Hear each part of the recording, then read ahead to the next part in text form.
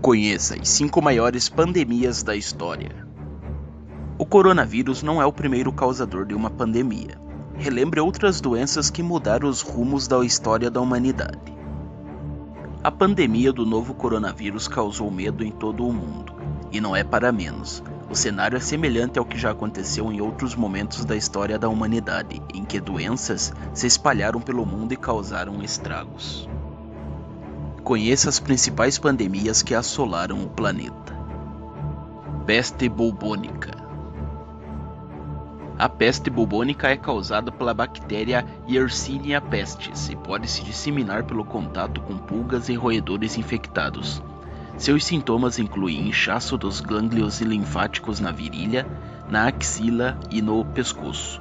Outros sinais são febre, calafrios e dor de cabeça. A doença é considerada historicamente a causadora da peste negra, que assolou a Europa no século XIV, matando entre 75 a 200 milhões de pessoas na antiga Eurásia. No total, a praga pode ter reduzido a população mundial de 450 milhões de pessoas para 350 milhões. A doença atormentou a humanidade por mais de 3.000 anos. O faraó egípcio Ramsés II, a rainha Maria II da Inglaterra e o rei Luís XV da França tiveram a temida bexiga. O vírus era transmitido de pessoa para pessoa, por meio das vias respiratórias. Os sintomas eram febre, seguida de erupções na garganta, na boca e no rosto. Felizmente, a varíola foi erradicada do planeta em 1980, após campanha de vacinação em massa. Cólera. Sua primeira epidemia global, em 1817, matou centenas de milhares de pessoas.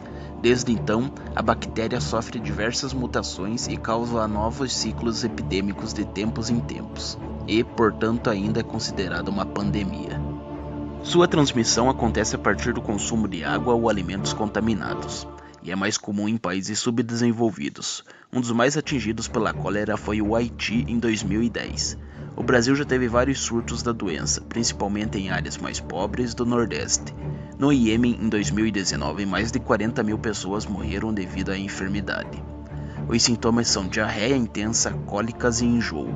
Apesar de existir vacina contra a doença, ela não é 100% eficaz. O tratamento é à base de antibióticos. Gripe espanhola. Acredita-se que entre 40 milhões e 50 milhões de pessoas tenham morrido na pandemia de gripe espanhola de 1918.